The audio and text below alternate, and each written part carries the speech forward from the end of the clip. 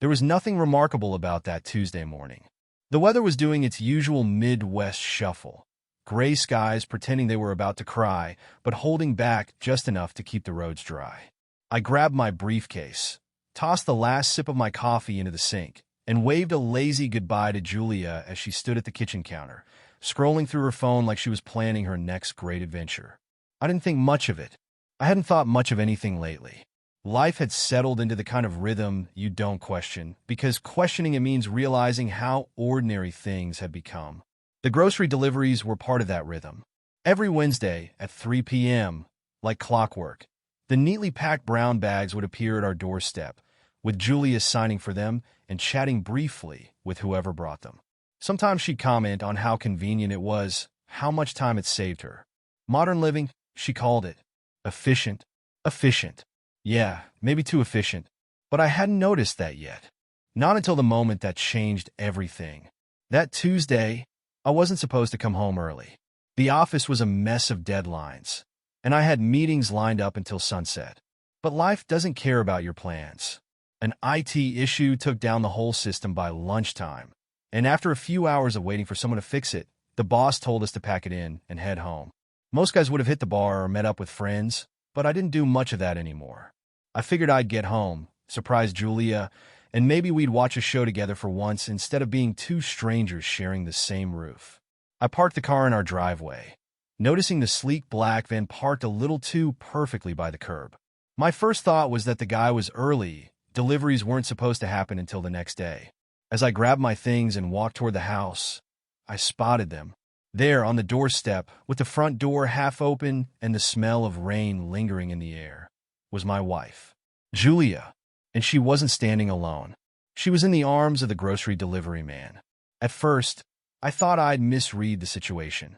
Maybe it was a neighbor or a friend who had dropped something off, and this was just an innocent hug. But the way her hands clung to his shoulders, the way her head tilted just slightly toward his neck like she was inhaling him, those weren't the kind of gestures you give to someone who just handed you a carton of eggs and a loaf of bread. I stood there, frozen in place, the weight of my briefcase suddenly feeling like a lead anchor in my hand. They hadn't noticed me yet, too wrapped up in their moment. I could hear the faint murmur of their voices, but I didn't need to know what they were saying. The scene itself said enough. Finally, Julia looked up and saw me. Her eyes widened, and she pulled away from the man like she'd just touched a live wire. The delivery guy, a tall man with a forgettable face, mumbled something under his breath, turned around, and practically sprinted back to his van. The engine roared to life, and within seconds, he was gone, like a criminal fleeing the scene of a botched robbery. I didn't chase him. I didn't yell. I just stood there, watching my wife as she fumbled with words she couldn't seem to find. The silence between us felt like it could shatter the windows. And as much as I wanted to say something, anything, I knew the words that would come out wouldn't be the kind you take back. I opened the door, stepped inside, and dropped my briefcase by the stairs. Julia followed behind me, closing the door as if that simple gesture could shut out the storm she'd just unleashed. I didn't turn to face her. Not yet, because this wasn't a scene I could have predicted. But somehow, deep down, it wasn't entirely surprising either. I stood by the staircase for a moment, my back turned to her, listening to the quiet hum of the fridge and the sound of Julia's breathing, shaky and uneven. She didn't speak right away, and neither did I. There was no point in rushing. Whatever excuse she had lined up, I wasn't interested in making it easier for her. I walked into the living room, dropping my keys onto the coffee table with a clatter that felt louder than it should have. The sound seemed to snap her out of her daze. I heard her steps trailing behind me, hesitant, like she was trying to gauge if she should speak or wait for me to explode. I didn't give her the satisfaction of an immediate confrontation. I sat down on the couch, leaned back, and stared at the ceiling fan lazily spinning above me. My mind was running faster than that fan, though, connecting dots, replaying moments, adding up all the things I'd ignored because I trusted her. That trust had been like a blindfold, and now that it was off, everything was too bright, too obvious. The random deliveries she never mentioned. The way she dressed a little better on grocery days, even though she claimed she wasn't going anywhere else. The time she'd laugh at her phone and say it was just a meme, I'd always shrugged it off. Why wouldn't I? She was my wife, and marriage wasn't supposed to be about suspicion. But now that blind trust felt like a joke, one where I was the punchline. She finally spoke. Can we talk? Her voice cracked, just a little like she was fighting to keep it steady. I glanced at her briefly, just enough to take in the guilt stamped across her face. Talk, I said, my voice sharper than I expected. Now you want to talk? She flinched like I'd slapped her, but it didn't make me feel any better. If anything, it made me angrier. I wanted her to feel something, but what I wanted most was an explanation that didn't exist. I didn't mean for you to. She stopped herself, biting her lip. I could see the gears in her head turning, trying to come up with the right combination of words to undo what had already been done. But the thing about betrayal is that once it's out, it doesn't go back in the box. Didn't mean for me to what? Catch you. I laughed, a bitter sound that didn't feel like it belonged to me. Or did you not mean for it to happen at all? Go ahead, Julia. Which is it? She sat down on the armrest of the chair across from me, hugging herself like it could shield her from the storm she'd created. It wasn't what you think, she whispered. I leaned forward, resting my elbows on my knees. Let me guess. It was just a hug. An innocent, misunderstood moment. The sarcasm dripped off my words, heavy and unavoidable. Her eyes filled with tears, but she didn't let them fall. Not yet. I didn't want it to go this far. I swear. It wasn't supposed to happen. I shook my head. What exactly wasn't supposed to happen? Because from where I'm standing, you looked pretty comfortable. I didn't raise my voice, but the weight behind it was enough to make her wince. How long, Julia? I asked, my tone deadly calm. How long has this been going on? She hesitated, which only confirmed what I already knew. It wasn't a one-time slip. 3 months, she finally admitted, her voice barely above a whisper. 3 months. 90 days of betrayal hidden behind grocery lists and perfectly packed paper bags. I clenched my fists, my nails digging into my palms. You brought him here, into our home? I wasn't yelling, but the rage beneath my words felt like it could light the room on fire. Were the groceries part of the deal? Or just a cover-up? She wiped at her eyes, shaking her head. No, it wasn't like that. I didn't plan this. I don't even know how it started. He was just there. I scoffed. Just there. That's the excuse? I stood up, pacing across the room, because sitting still made me feel like I'd explode. You let some random delivery guy just be there, and now I'm supposed to believe you didn't mean it? I didn't, she cried, standing now too, like she needed to defend herself. I messed up, okay? I know I did, but it wasn't serious. It wasn't. Don't. I cut her off, my voice slicing through the room like a knife. Don't stand there and try to minimize it. I saw you. I'm not blind. Her lip trembled, and for a moment, I thought she'd fall apart right there. But instead, she stepped closer, like she thought closing the distance between us would fix something. Please, she begged softly. Please don't throw everything away. I love you. I stopped pacing and stared at her. The woman I'd built a life with, the woman who just shattered that life with one careless act. Or 3 months of them, to be exact. You love me, I repeated, the words tasting like ash in my mouth. She nodded, tears finally streaming down her cheeks. Yes, I do. I'll do anything to make this right. Anything. I didn't respond. Not because I didn't have words, but because the words I wanted to say felt dangerous. Instead, I turned toward the window and stared at the street where the delivery van had been parked just moments ago, carrying away the man who'd unknowingly changed everything. But he wasn't the real problem. Julia was.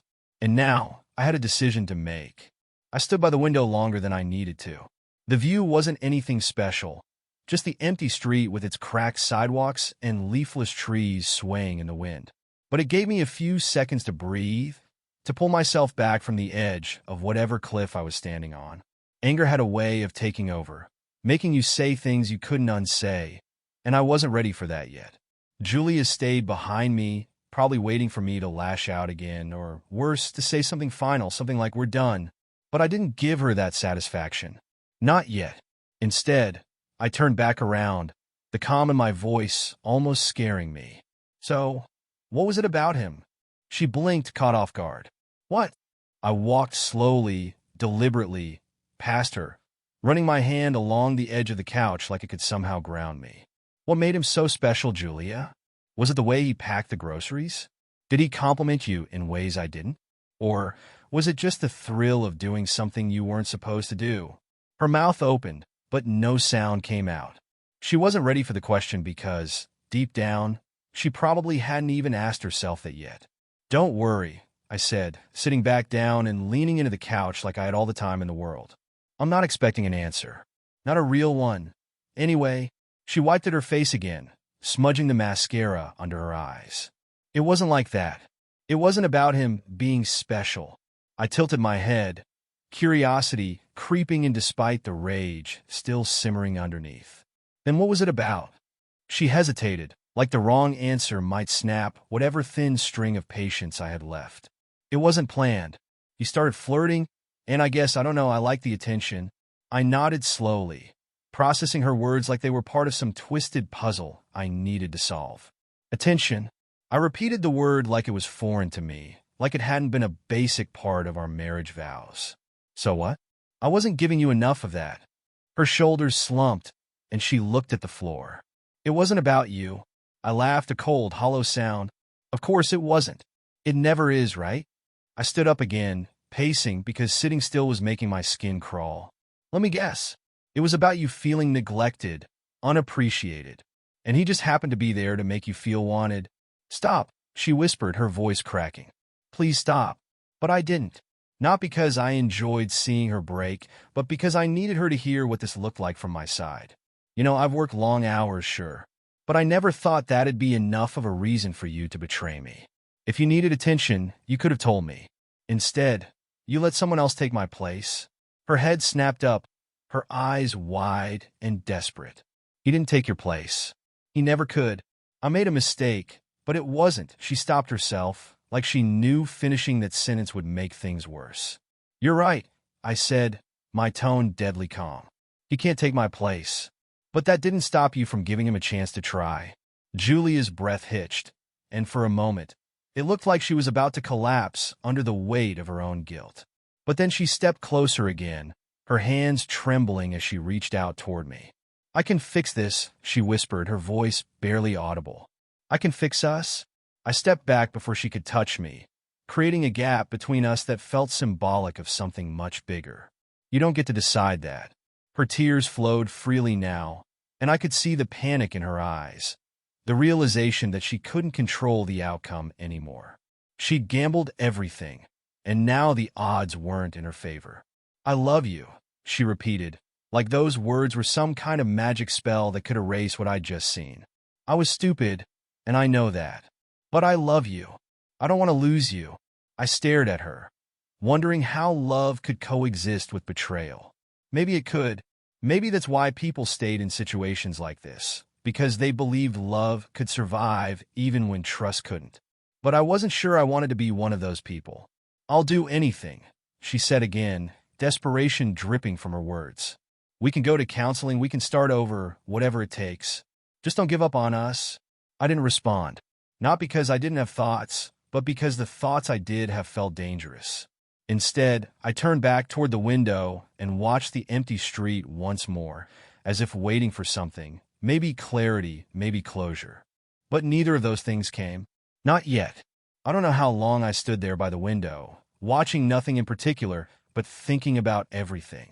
Julia was still behind me, crying softly like she thought her tears might be enough to wash away the damage. They weren't. I could hear her pacing now, her footsteps quick and nervous. She wasn't used to me being quiet, and I could feel her desperation growing with each second that passed. I wanted her to sit in that silence, to feel the weight of it pressing down on her the same way it was crushing me. But eventually, she spoke again, her voice trembling. You don't even want to try, do you? I turned slowly, meeting her gaze. Her face was a mess of smeared makeup and regret, but regret wasn't enough. Try what, Julia? Pretend this didn't happen? Pretend you didn't let someone else into our life? No, she whispered, shaking her head. I don't want to pretend. I want to fix it.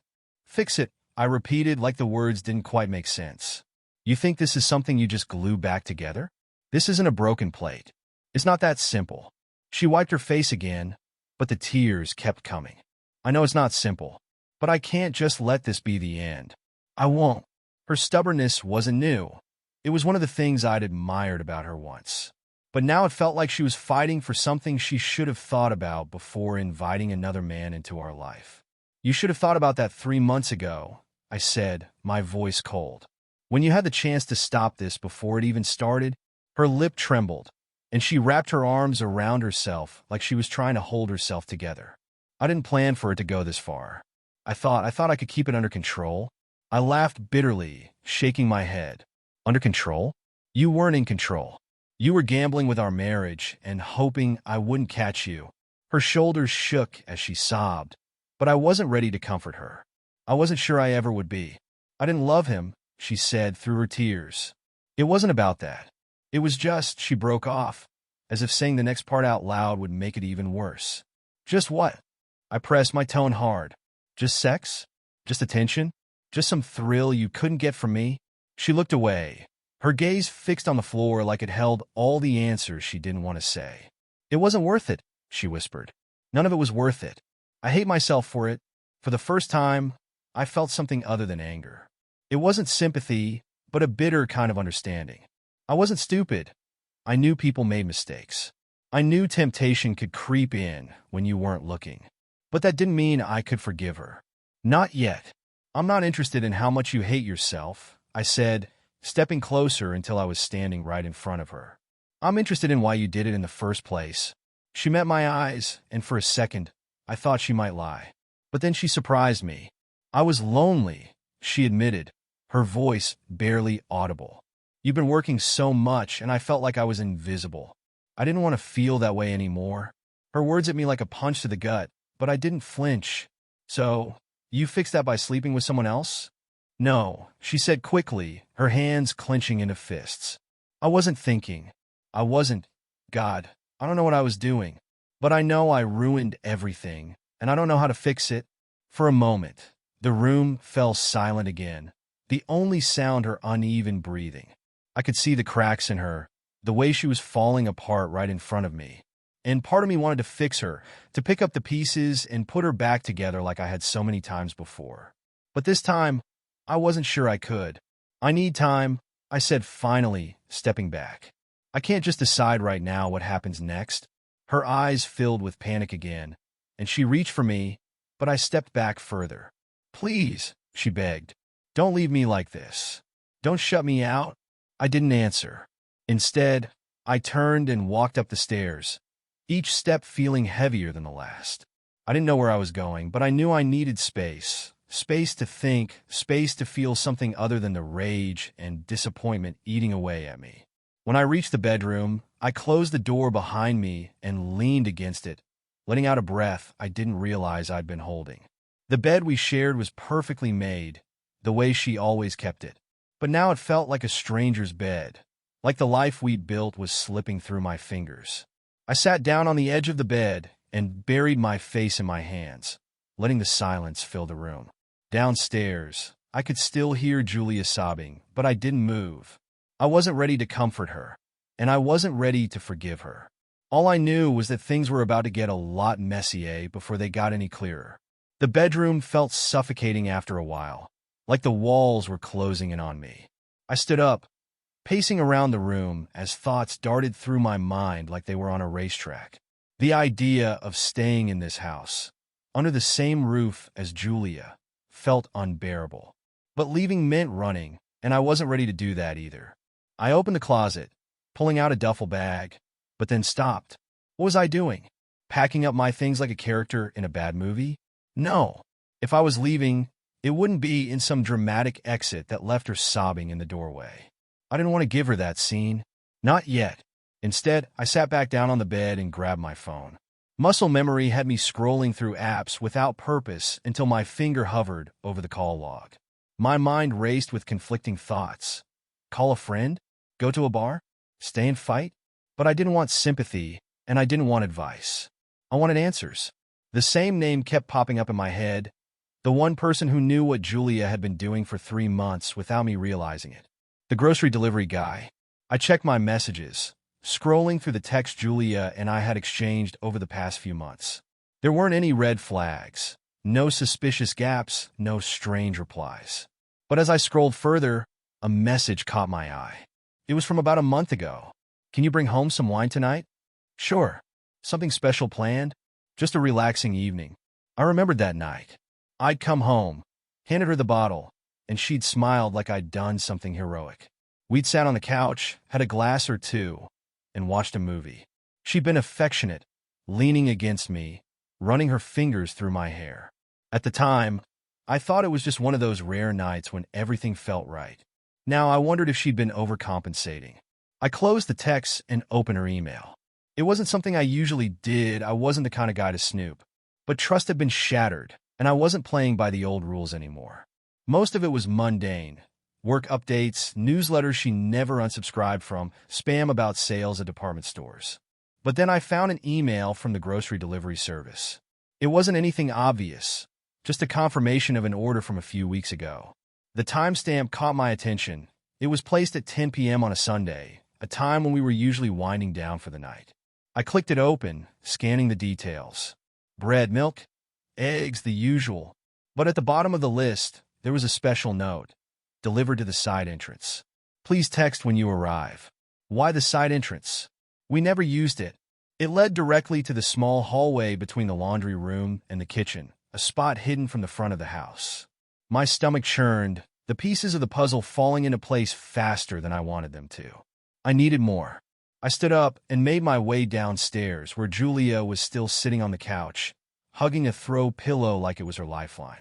Her eyes were red and swollen, and she looked up as I entered the room, hope flickering across her face.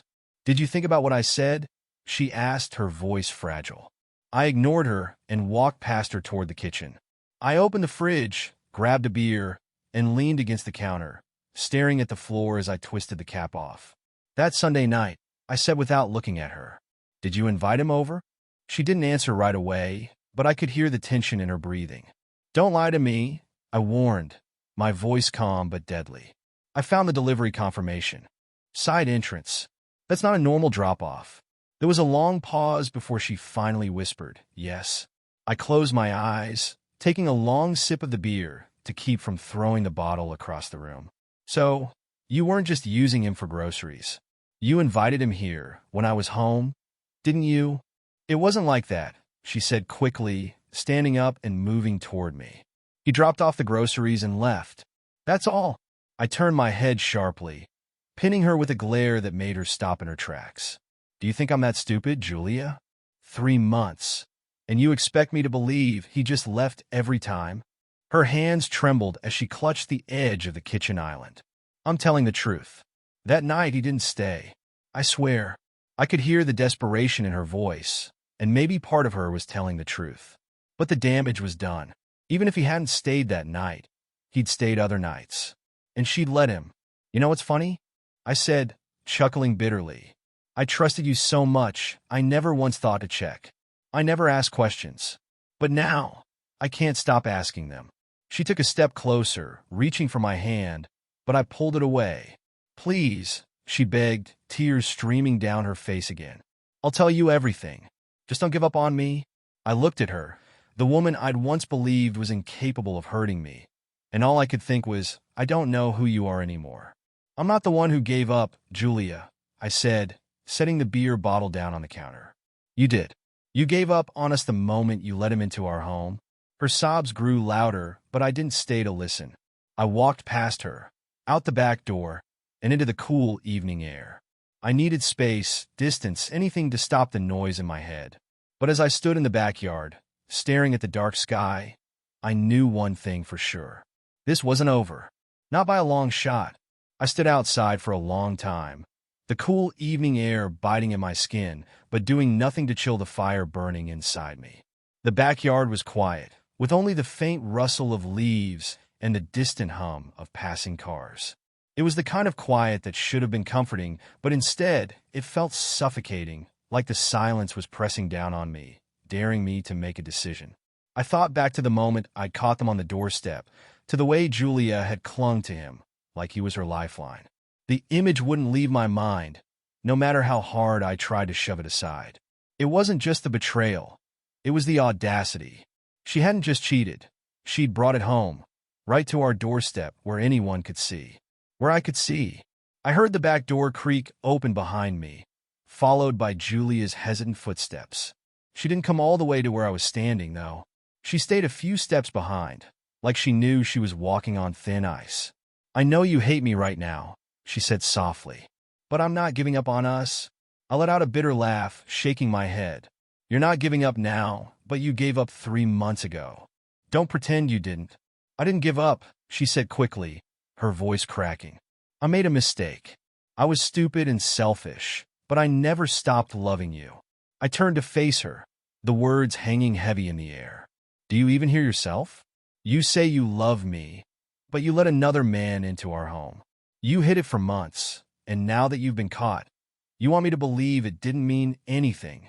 Her tears were back, but they didn't hit me the way they used to. I used to hate seeing her cry. It made me want to fix whatever was wrong. But now, her tears felt like part of the performance. "I didn't love him," she said again, her voice desperate. "He was just a distraction." I clenched my jaw, the word distraction stabbing at me like a dagger. A distraction from what? From me? From our life? She shook her head frantically. "No, I was the problem. I let myself get caught up in the attention, and I thought." She stopped, choking on her words. "I thought I could control it, but it spiraled, and I didn't know how to stop it without you finding out." I stepped closer, my eyes locked on hers. "Well, congratulations. I found out." My voice was cold, detached, and I saw the way it hit her, like a slap across the face. "Now what, Julia? You wanted to forget about it? Forgive you and go back to normal?" She didn't answer right away. Instead, she wiped her face, her shoulders shaking as she tried to compose herself. "I don't expect you to forgive me," she said finally. "But I want a chance to fix this, to prove to you that I can be better." I scoffed. "Prove it how?" "By making sure the next guy doesn't get caught." Her breath hitched, and for a moment, I thought she might break down completely. But then she surprised me. She straightened up, wiping away the last of her tears, and looked me in the eye. "I'm not that person anymore. I don't want to be. I'm willing to do whatever it takes, even if it means earning back your trust one day at a time." I stared at her, searching for something in her expression. Remorse, sincerity, desperation. I found all three. But what I didn't find was the answer to the question burning in my mind. Was this marriage worth saving? Or had she killed it the moment she opened the door to someone else? I turned away, running my hand through my hair. "You don't get to decide how this ends, Julia. That's on me now." The silence stretched between us, heavy and suffocating. I could hear her breathing, waiting for me to say something more, but I didn't. I wasn't ready to give her an answer. Not tonight.